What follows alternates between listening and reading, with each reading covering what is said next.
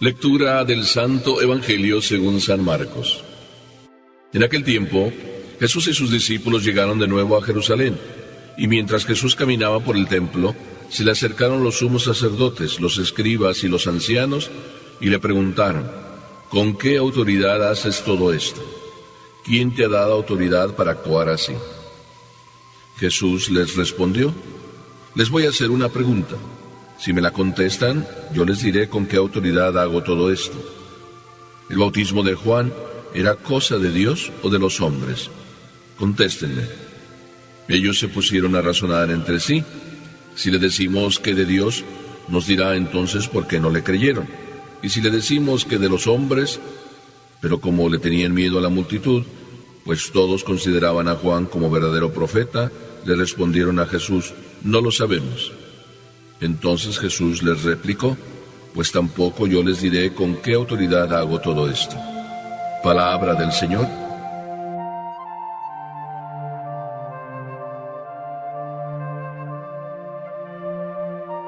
No sean montoneros, sino servidores.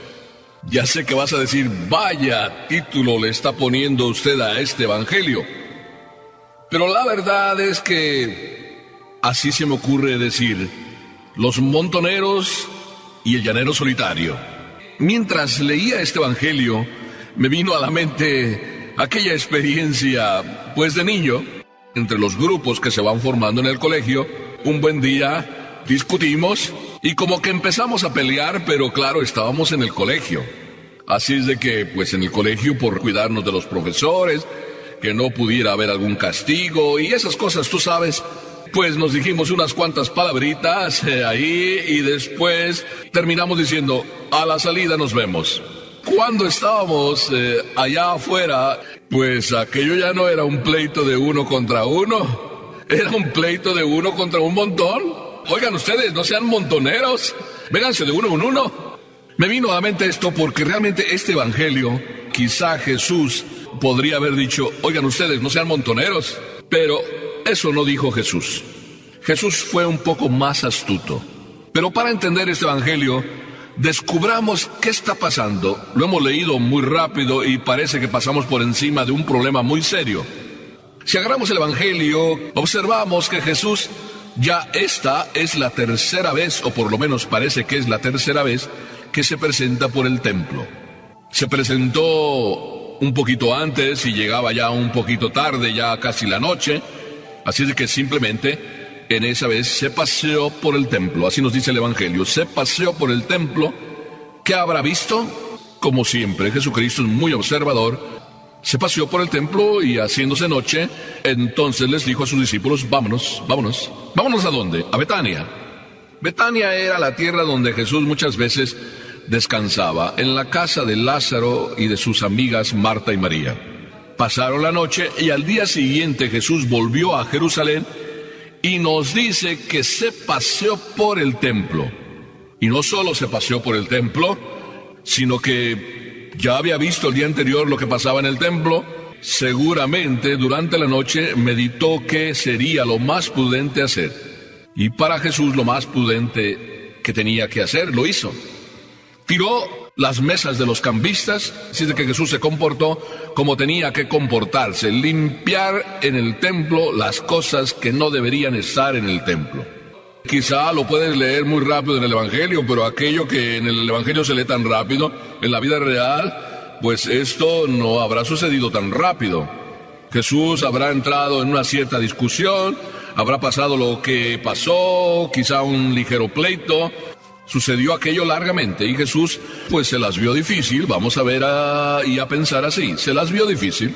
Pero como ya gozaba de una autoridad, así es de que yo creo que algunos le daban la razón a Jesús. Ya había ahí sus partidarios, de uno y de otro. Esa es la segunda ocasión. Y esta de este evangelio es la tercera. Por lo menos vamos a verlo así en el contexto de la venida de Jesús a Jerusalén. Y en esta tercera, entonces ya Jesús, dice el evangelio, también se paseó por el templo. Observaba, ayudaba, respondía, salía al paso de las necesidades, se ponía a predicar. Y en este instante, mientras él paseaba, se le acercan sacerdotes, escribas y ancianos. Los tres grandes estratos de poder y de la sociedad se le acercan juntitos. Ya les había llegado el chisme de lo que Jesús había hecho el día anterior: tirar todas las mesas, arrojar a los vendedores del templo, y vienen juntos, es decir, montoneros, a reclamarle a Jesús. ¿Qué hay en esto? Podemos sacar una lección antes de que Jesús empiece a hablar. Que hay alguien que se sirva del poder para servirse, siempre lo ha habido y siempre lo habrá. El Evangelio nos abre los ojos para lanzarnos una alerta y decirnos: cuidado con que tú te pongas de acuerdo con otros para en el poder servirte del poder y olvidarte para qué es el poder. Si tú te olvidas que el poder es para servir y no para servirte, entonces mal asunto y mal camino. Quizás sacerdotes, escribas y ancianos tenían su comisión por permitir que estos cambistas, estos vendedores de animales y más aquí en el templo hicieran su negocio. Yo no lo sé. Pero ¿por qué tanto interés en venir juntos a reclamarle a Jesús? Y además decirle: ¿con qué autoridad haces eso? Casi como diciéndole a Jesús: oye, aquí nosotros somos los que mandamos. Esto era ya un pleitecillo entre los montoneros y Jesús, que podíamos llamarlo el llanero solitario. Pero aún en solitario, Jesús no les tiene absolutamente ningún miedo. ¿Por qué será que Jesús no les tiene ningún miedo? Claro que tú ya me dirás: es que es Dios. Pero yo te puedo decir más bien lo contrario.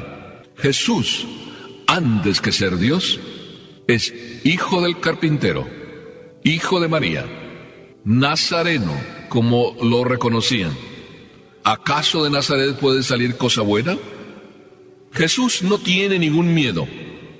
Y esto ya debemos aprenderlo como segunda lección. Jesús no tiene ningún miedo. Y no tiene ningún miedo porque aquel que vive en la verdad, aquel que lo que predica es lo que vive y lo que vive es lo que termina predicando, ante Dios tiene sus cuentas claras. No tiene ni siquiera la mínima preocupación de que puedan matarlo, de que puedan acabar con él. Cuánta lección para muchos de nosotros, que a veces nos preocupa mucho lo que los otros piensen de nosotros, en vez de preocuparnos de lo que de verdad Dios piensa de nosotros.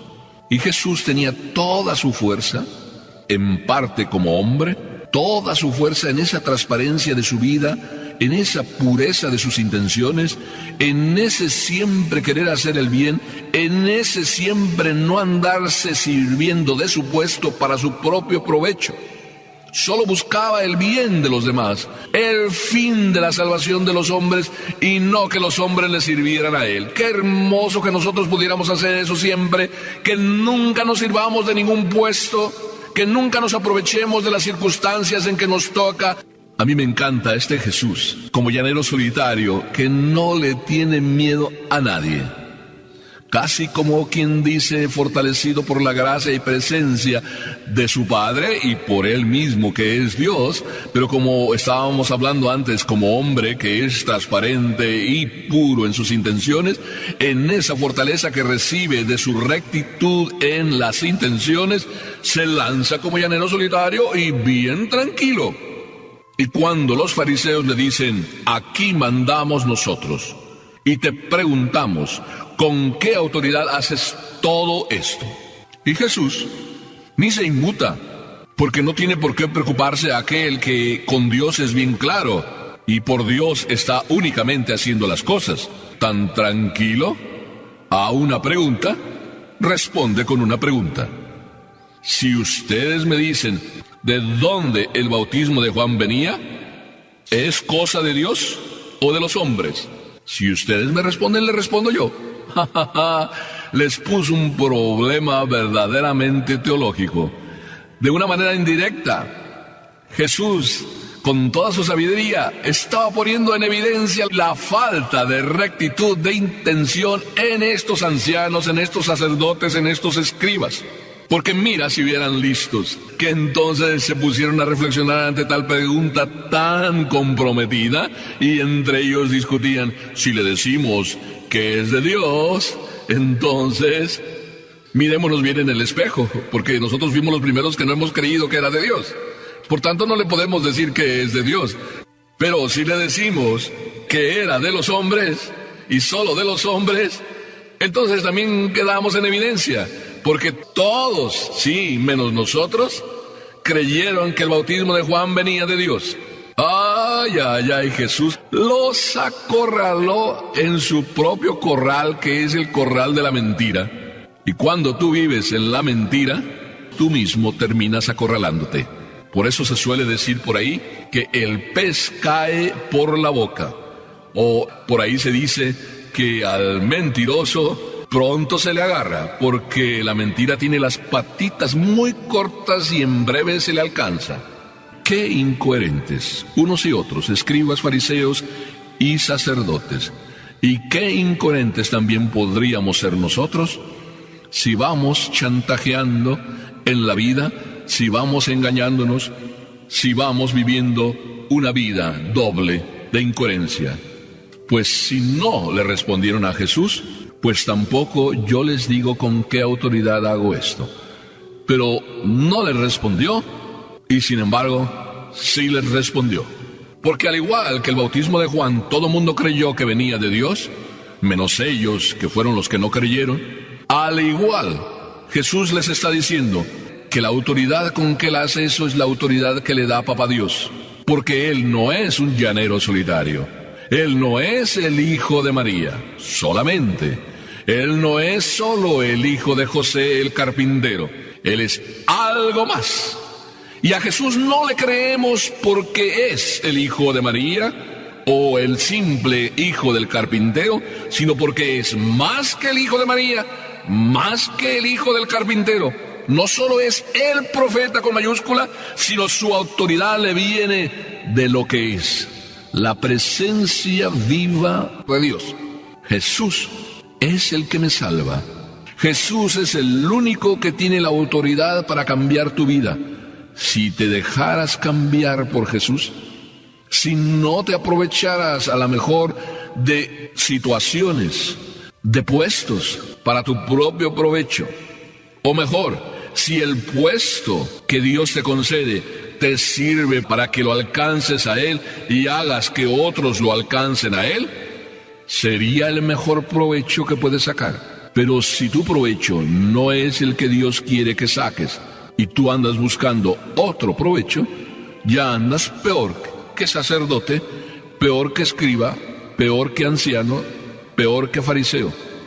Y a lo mejor entonces te juntarás con tus grupitos, harás tu banda para que, como montonero, quieras defenderte de lo que no sabes defender a solas. Me encanta este Jesús llanero solitario, que no le importa quedarse a solas, porque la fuerza no la da su mano poderosa, sus golpes que puede dar con la mano, sino el golpe maravilloso de la gracia, el golpe maravilloso del amor, el golpe maravilloso de la salvación. ¿Quieres, pues, encontrarte con este Jesús? Yo sí quiero, y te invito a que nos encontremos con Jesús a solas, no de montonero. No tienes nada que defender, ni la fuerza humana que buscar para defenderte. Solamente defiéndete, abriéndole de par en par tu corazón, con la coherencia de tu vida y la entrega, porque aquí hay más que un hijo de María, más que un hijo de José el carpintero, es Dios. Vaya llanero solitario y vaya victoria de Jesús. Ojalá así sea en tu vida y en la mía.